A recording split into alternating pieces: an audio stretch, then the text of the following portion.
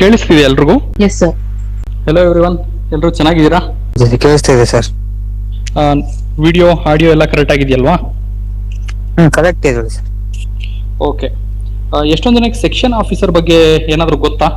ಇದ್ರ ಬಗ್ಗೆ ಏನಾದರೂ ಎಕ್ಸ್ಪ್ಲೇನ್ ಮಾಡಬೇಕಾ, ಇಲ್ಲಾಂದ್ರೆ ಡೈರೆಕ್ಟ್ ಆಗಿ ಟಾಪಿಕ್ ಹೋಗ್ಬಿಡೋಣ? ಎಕ್ಸ್ಪ್ಲೇನ್ ಮಾಡಿ ಸರ್. ಓಕೆ. ಸೆಕ್ಷನ್ ಆಫೀಸರು, ಇವಾಗ ನಿಮಗೆ ಸೆಕ್ಷನ್ ಆಫೀಸರು ಈ ಒಂದು ಪೋಸ್ಟು ಡಿಫ್ರೆಂಟ್ ಡಿಪಾರ್ಟ್ಮೆಂಟ್ಸ್ ಅಲ್ಲಿ, ಪ್ರತಿಯೊಂದು ಡಿಪಾರ್ಟ್ಮೆಂಟ್ ಅಲ್ಲಿ ಇರ್ತದೆ. It will come under group A or B services. Okay.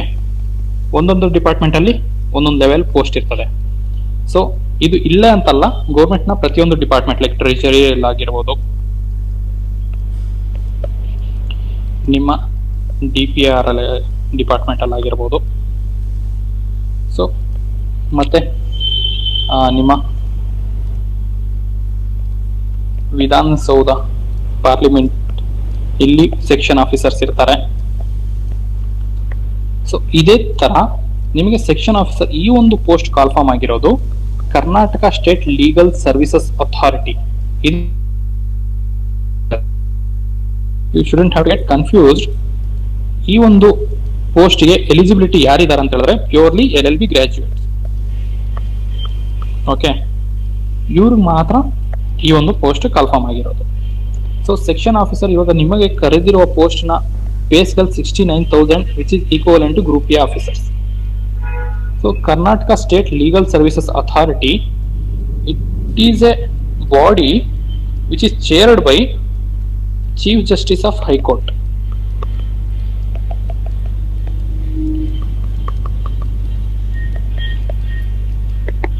So ಇದರ ಹೆರಾರ್ಕಿ ಹೆಂಗಿರ್ತದೆ ಅಂತ ಹೇಳಿದ್ರೆ,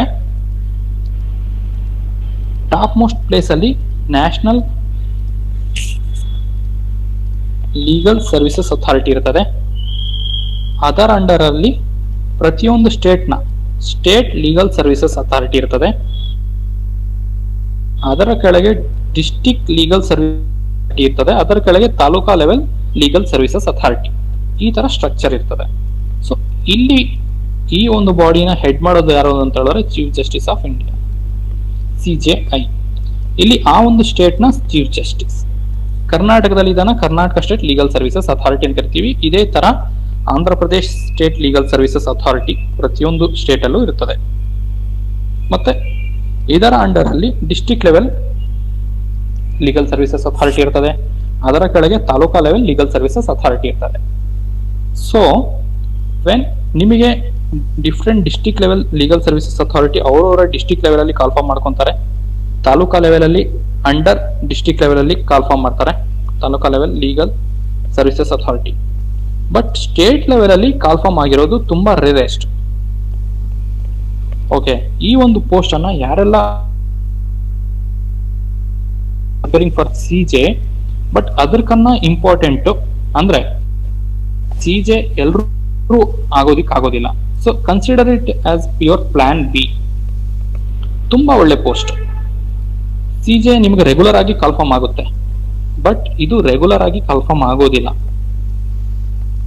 ತುಂಬಾ ರೇರೆಸ್ಟ್. ನಾನು ಪಾಸ್ಟ್ 10 to 15 ಇಯರ್ಸ್ ನಾನು ಹೋಗಿ ನೋಡಿದೆ. There is no any kind of evidence that I found ಇದೊಂದು ಪೋಸ್ಟ್ ನ ಕಾಲ್ಫಾರ್ಮ್ ಮಾಡಿದ್ದಾರೆ ಅಂತ. ಸೊ ಇವಾಗ ನಿಮಗೆ ಇರುವ ಪೋಸ್ಟ್ಗಳು ತುಂಬಾ ಇಂಪಾರ್ಟೆಂಟ್ ರೋಲ್ ಪ್ಲೇ ಮಾಡ್ತದೆ. ಯಾಕೆ ಅಂದ್ರೆ ಎಷ್ಟೊಂದು ಕಡಿಮೆ ಪೋಸ್ಟ್ಗಳು ಇದಾವೆ, ಎಷ್ಟೊಂದು ಡಿಲೇ ಆಗಿ ನಿಮಗೆ ಕಾಲ್ಫಾರ್ಮ್ ಆಗುತ್ತೆ, ಅಷ್ಟೊಂದು ಪವರ್ಫುಲ್ ಪೋಸ್ಟ್ಗಳು ಇರ್ತಾವೆ ಇವು. ಓಕೆ, ಸೊ ಆದ್ರಿಂದ ಯಾರೆಲ್ಲ ಈ ಒಂದು ಪೋಸ್ಟ್ ಬಗ್ಗೆ ಗೊತ್ತಿಲ್ಲ, ಎಲ್ರು ಈ ಒಂದು ಇದ್ರಲ್ಲಿ ನೀವೇನ್ ಮಾಡ್ತೀರಾ ಅಂತ ಹೇಳಿದ್ರೆ, ವಲ್ನರಬಲ್ ಸೆಕ್ಷನ್ಸ್ ಇರ್ತಾರಲ್ಲ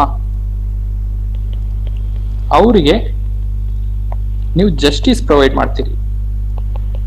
example, women, children, physically handicapped, widows, next old age persons, transgenders, ಇವರೆಲ್ಲರೂ ಇರ್ತಾರೆ. So there are so many sections will come under this, but they are like vulnerable sections who can't avail justice by their own.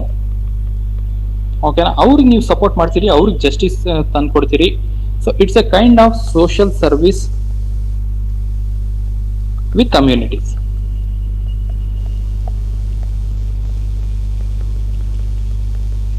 So you will be getting a good pay scale.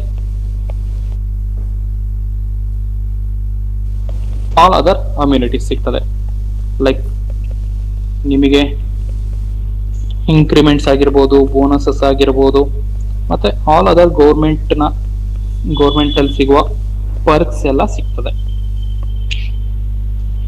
So ಯಾರೆಲ್ಲ ನಿಮಗೆ ಈ ಒಂದು post ನ ಏನು ಅಂತ neglect ಮಾಡ್ತಿದ್ದೀರಿ ಅವರಿಗೆ ನಾನು ಹೇಳೋದಿಷ್ಟೇ, it's a very good post.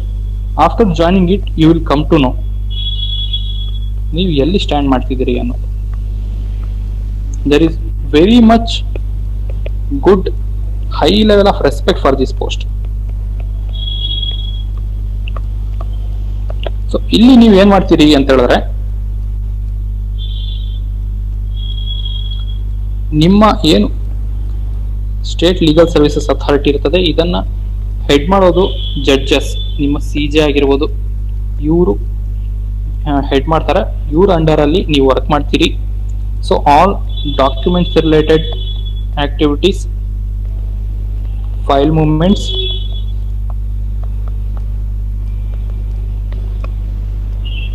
ಮತ್ತೆ ಎವಿಡೆನ್ಸ್, ಇದರ ರಿಲೇಟೆಡ್ ಪ್ರತಿಯೊಂದು ನಿಮ್ಮ ರೋಲ್ ಆಗಿರುತ್ತದೆ. You will be controlling most of the things.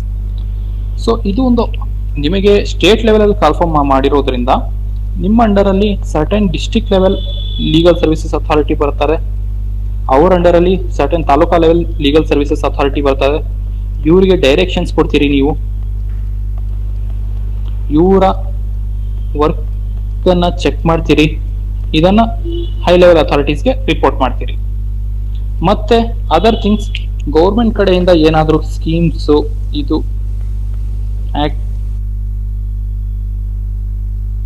ಏನಾದರೂ ಬಂದ್ರೆ ಅದು ನಿಮ್ಮ ಲೆವೆಲ್ ಅಲ್ಲಿ. ಐ ಹೋಪ್ ನಿಮ್ಗೆ ಗೊತ್ತಾಗಿದ್ಯಾ ಇವಾಗ what the importance and what the role of section officer ಅಂತ. ಇದ್ರ ಬಗ್ಗೆ ಇನ್ನ ಡೀಟೇಲ್ ಆಗಿ ಒಂದು ವಿಡಿಯೋ ಮಾಡಿ ನಾನು ಯೂಟ್ಯೂಬ್ ಅಲ್ಲಿ ಹಾಕ್ತೀನಿ. So you can watch it from there. Sir posting madam, posting ನಿಮಗೆ ಈ ತರ ಪೋಸ್ಟ್ ಮ್ಯಾಕ್ಸಿಮಮ್ ನಿಮಗೆ ಬ್ಯಾಂಗ್ಳೂರಲ್ಲೇ ಆಗ್ತದೆ, ಕ್ಯಾಪಿಟಲ್ ಸಿಟಿಯಲ್ಲೇ ಆಗ್ತದೆ. Because you are working at the state level.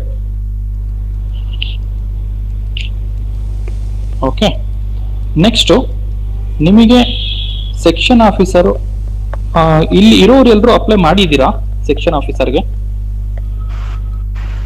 ಇಲ್ಲ ಸರ್, ಸ್ವಲ್ಪ ಪ್ರಾಬ್ಲಮ್ ಆಯ್ತು, ಸೊ ಅವ್ರು ಕ್ಲೋಸ್ ಮಾಡಿದೀವಿ ಅಂತ ಹೇಳಿದ್ರು. ಓಕೆ, ಬೇರೆಯವರು? ಸರ್ ವಿತ್ಡ್ರಾ ಮಾಡಿದಕ್ಕೆ ಅಪ್ಲೈ ಮಾಡಿಲ್ಲ ಸರ್. ಓಕೆ ಓಕೆ, ಇನ್ನ ಉಳಿದವರು ದಯವಿಟ್ಟು ರೆಸ್ಪಾಂಡ್ ಮಾಡಿ. ನಿಮ್ಮ ರೆಸ್ಪಾನ್ಸ್ ಬೇಸಿಸ್ ಮೇಲೆ ನಾನು ಕ್ಲಾಸ್ ಅನ್ನ ಸ್ವಲ್ಪ ಮೌಲ್ಡ್ ಮಾಡಬೇಕಾಗಿರ್ತದೆ. ಮಾಡಿದ್ದೀವಿ ರೀ ಸರ್. ಓಕೆ ಓಕೆ ಓಕೆ, ನೋಡಿ, ಸೆಕ್ಷನ್ ಆಫೀಸರ್ ಪೋಸ್ಟ್ ನ ಯಾರೆಲ್ಲ ಅಪ್ಲೈ ಮಾಡಿದಿರಿ ವೆಲ್ ಅಂಡ್ ಗುಡ್, ಬಟ್ ಯಾರೆಲ್ಲ ಅಪ್ಲೈ ಮಾಡಿಲ್ಲ ಅವ್ರಿಗೆ ಇನ್ನ ನಿಮಗೆ ಚಾನ್ಸಸ್ ಇದಾವೆ. ಯಾಕೆ ಅಂದ್ರೆ ಇವಾಗ ನಮಸ್ಕಾರ, ಹರೀಶ್ ಅಂತ ಇಲ್ಲಿ ಸರ್. ಇದು ಆಕ್ಚುಲಿ ನಾನು ಈಗ ಅಪ್ಲೈ ಮಾಡಿದ್ದೀನಿ, ನೀವು ಹೋಲ್ಡ್ ಅಂತ ಹಾಕಿದ್ರಲ್ಲ, ಅದು ಕಂಟಿನ್ಯೂ ಆಗುತ್ತಾ ಇಲ್ಲಾದ್ರೆ ಇವಾಗಲೂ ಹೋಲ್ಡ್ ಅಲ್ಲೇ ಇರುತ್ತಾ ಸರ್? ಅದು ವಿತ್ಡ್ರಾ ಮಾಡ್ಕೊಳ್ತಾರ? ಆ ಟಾಪಿಕ್ ನಾನು ಜಸ್ಟ್ ತಗೊಂಡಿದ್ದೀನಿ.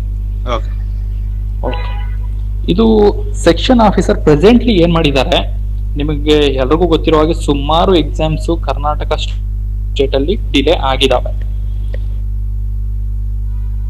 ಎಕ್ಸಾಂಪಲ್, ಮತ್ತೆ ನಿಮ್ಮ ಸೆಕ್ಷನ್ ಆಫೀಸರ್, ಅದಾದ ಮೇಲೆ ನಿಮ್ಮ ಡಿಫ್ರೆಂಟ್ JE ಪೋಸ್ಟ್ಗಳು ಡಿಫ್ರೆಂಟ್ ಡಿಪಾರ್ಟ್ಮೆಂಟ್ಸ್ ಅಲ್ಲಿರೋ ಎಕ್ಸಾಮ್ಸ್ ಇವೆಲ್ಲ ಕ್ಯಾನ್ಸಲ್ ಆಗಿದಾವೆ. ಮತ್ತೆ ಬಳ್ಳಾರಿ DCC ಬ್ಯಾಂಕ್ ಇವೆಲ್ಲ ಕ್ಯಾನ್ಸಲ್ ಆಗಿದಾವೆ. Reason it is to apply internal reservation 400 points roster system. Internal reservation roster system ಅನ್ನ ಅಳವಡಿಸಿಕೊಂಡು ಅಧಿಸೂಚನೆಗಳು ಮಾಡಬೇಕು ಅಂತ ಗೌರ್ಮೆಂಟ್ ಆರ್ಡರ್ ಬಂತು April 27. ಸೊ ಯಾವ್ದೆಲ್ಲ ನೋಟಿಫಿಕೇಶನ್ಸ್ ಆಗಿದಾವೆ ಆಫ್ಟರ್ ಫೆಬ್ರವರಿ ಇದನ್ನೆಲ್ಲ ಕ್ಯಾನ್ಸಲ್ ಮಾಡಿ ಅಂತ. ಕ್ಯಾನ್ಸಲ್ ಮಾಡಿ ಅಂತ ಹೇಳಿದ್ರೆ ಕಂಪ್ಲೀಟ್ಲಿ ಕ್ಯಾನ್ಸಲ್ ಅಲ್ಲ, ಇದನ್ನ ರೀನೋಟಿಫೈ ಮಾಡಿ ಅಂತ ಹೇಳಿದೆ. ಸೊ ಯಾರೆಲ್ಲ ಇನ್ನ ಅಪ್ಲೈ ಮಾಡಿಲ್ಲ ಅವ್ರಿಗೆ ಇನ್ನೊಮ್ಮೆ they will get another chance. ಯಾರೆಲ್ಲ ಅಪ್ಲೈ ಆಲ್ರೆಡಿ ಮಾಡಿದಿರಿ, ಇಲ್ಲಿ 2 kinds ಆಫ್ ಕ್ಯಾಟಗರಿ ಬರ್ತದೆ. New people who not applied till now and peoples who have applied. ನಿಮಗೆ ಇವಾಗ ಆಲ್ರೆಡಿ ನೀವು ಫೀಸ್ ಏನ್ ಪೇ ಮಾಡಿದ್ದೀರಿ ಇದು ಐದರ್ ರೀಫಂಡ್ ಆಗ್ತದೆ ಆರ್ ನಿಮ್ಮ ಪೋಸ್ಟ್ ನ ಕಂಟಿನ್ಯೂ ನೆಕ್ಸ್ಟ್ ಅಪ್ಲಿಕೇಶನ್ ಮಾಡೋದಕ್ಕೆ ಅದನ್ನೇ ಕಂಟಿನ್ಯೂ ಮಾಡ್ತಾರೆ. ಹೊಸಬ್ರು ಮತ್ತೆ ನೀವು ಫ್ರೆಶ್ ಆಗಿ ಅಪ್ಲೈ ಮಾಡಬಹುದು.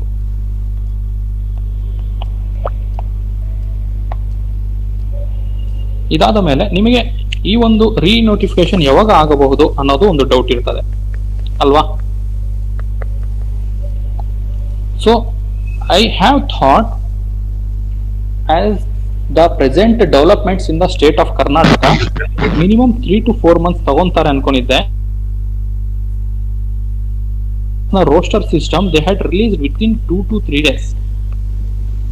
ಇವ್ರು ರಿಲೀಸ್ ಮಾಡಿರೋದ್ರಿಂದ ಅನದರ್ 2 to 3 weeks ಅಲ್ಲಿ ನಿಮ್ಮ ಹೊಸ ನ್ಯೂ ನೋಟಿಫಿಕೇಶನ್ ಆಗುವ ಸಾಧ್ಯತೆಗಳು ಇದಾವೆ. ಸೊ ಯಾರೆಲ್ಲ ಈ ಎಕ್ಸಾಮ್ ಅಂತಾನೆ ಪ್ರಿಪೇರ್ ಆಗ್ತಿದ್ದೀರಿ ಅವರು ನಿಮ್ಮ ಪ್ರಿಪರೇಷನ್ ಅನ್ನ ಕಂಟಿನ್ಯೂ ಮಾಡಿ. ಪ್ರಿಪರೇಷನ್ ಅನ್ನ ಸ್ಟಾಪ್ ಮಾಡಕ್ ಹೋಗ್ಬೇಡಿ. Because it's a matter of 1 to 2 months extension ಅಷ್ಟೇ.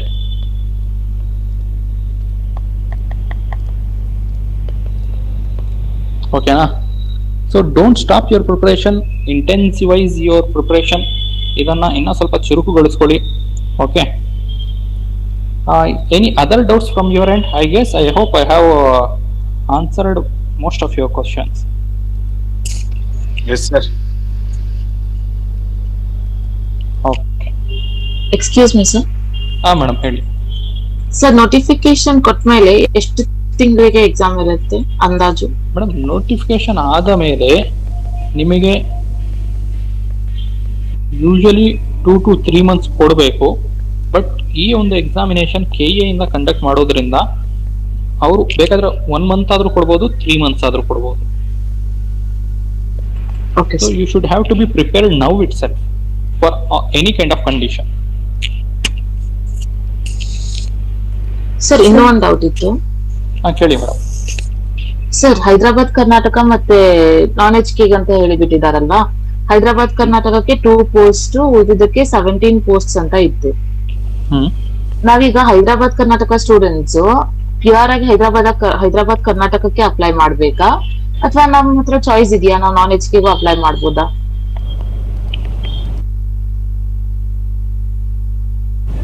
ಆಗ್ತದೆ ಅಂದ್ರೆ ಇದು non Hyderabad Karnataka residual parent cadre ಅಂತಾರೆ. ಇನ್ನು ಹೈದರಾಬಾದ್ ಕರ್ನಾಟಕದವರಿಗೆ 2 + 17 posts, you are completely eligible for all 19 posts. Okay sir, thank you. Next ಇನ್ನೇನಾದ್ರೂ ಡೌಟ್ಸ್ ಇದಾವ? Sir, you will be taking regularly classes or? Yes, madam. The classes will be regular every day. Sir, can you provide test series if possible? Sure. We'll provide test series. ನಾನು note down ಮಾಡ್ಕೊಂತೀನಿ, team ಹೇಳ್ತೀನಿ. Sir, every day if you give us this much target and if you give test, it will be very good, sir. We will join. Yes, ma'am. ಇವಾಗ ನಿಮಗೆ ನಾವು test series provide ಮಾಡ್ಬೇಕಂದ್ರೆ ಇದ್ರದ್ದು ಒಂದು completely ಇದ್ರದ್ದು separate targets ಇರ್ತದೆ. ನಿಮಗೆ ಹೆಂಗಂದ್ರೆ ವೀಕ್ಲಿ 1 ಟೆಸ್ಟ್ ಆದ್ರೂ ಕೊಡಬಹುದು ಆರ್ ವೀಕ್ಲಿ 2 ಟೆಸ್ಟ್ಸ್ ಆದ್ರೂ ಕೊಡಬಹುದು. So as per this we will provide you what and all the things you need to study. Sectional ಟೆಸ್ಟ್ಗಳೇ ಇರ್ತದೆ ಮತ್ತೆ ನಿಮಗೆ ಕೊನೆ ಹಂತದಲ್ಲಿ ಫುಲ್ ಲೆಂತ್ ಟೆಸ್ಟ್ಗಳು. ಈ ತರ ಪ್ಲಾನ್ ಮಾಡೋಣ. Yes, sir. Anything else guys? Sir ಈಗ ನ್ಯೂ ನೋಟಿಫಿಕೇಶನ್ ಆದ್ಮೇಲೆ ಮತ್ತೆ ಓನ್ಲಿ SC ಪೋಸ್ಟಲ್ ಅಷ್ಟೇ ಚೇಂಜ್ ಆಗುತ್ತೆ, ಉಳಿದಿರೋ ಪೋಸ್ಟಲ್ ಚೇಂಜ್ ಆಗುತ್ತೆ ಸರ್? Only SC. ಹೌದಾ? ಎಸ್. ಉಳಿದಿರೋದೆಲ್ಲ ಸೇಮ್ ಇರುತ್ತೆ? ಸೇಮ್.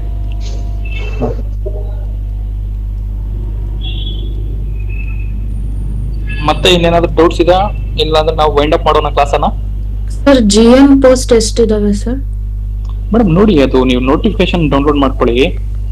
ನೋಟಿಫಿಕೇಶನ್ ಕಂಪ್ಲೀಟ್ ಡೀಟೇಲ್ಸ್ ಇದಾವೆ, ಇಲ್ಲ ನಮ್ಮ ಟೆಲಿಗ್ರಾಮ್ ಅಥವಾ ವಾಟ್ಸ್ಆಪ್ ಚಾನಲ್ ಹಾಕಿರ್ತೀವಿ, you can watch it.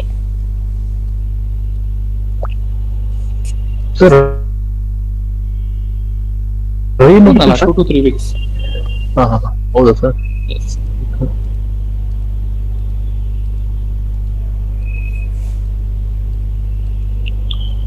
Okay guys, ನಾವು ಕ್ಲಾಸನ್ನ ಎಂಡ್ ಮಾಡೋಣ. ನಿಮ್ಗೆ ಏನಾದ್ರು ಡೌಟ್ಸ್ ಇದ್ರೆ ಇದ್ರ ಎಕ್ಸಾಮ್ ಬಗ್ಗೆ ಅಥವಾ ಏನಾದ್ರು ಇದ್ರ ಬಗ್ಗೆ ಏನಾದ್ರು ಕೋರ್ಸ್ ತಗೋಬೇಕು ಇಲ್ಲ ಟೆಸ್ಟ್ ಸೀರೀಸ್ ತಗೋಬೇಕು ಅಂತ ಹೇಳಿದ್ರೆ ಈ ನಂಬರ್ ಫೋನ್ ಮಾಡಿ 9611621195. ಸೊ ಕಂಪ್ಲೀಟ್ ಡೀಟೇಲ್ಸ್ ಇಲ್ಲಿ ಕೊಡ್ತಾರೆ ನಿಮ್ಗೆ. ಕಾಲ್ ಅಥವಾ ವಾಟ್ಸ್ಆಪ್ ಮಾಡಿ. ಓಕೆ,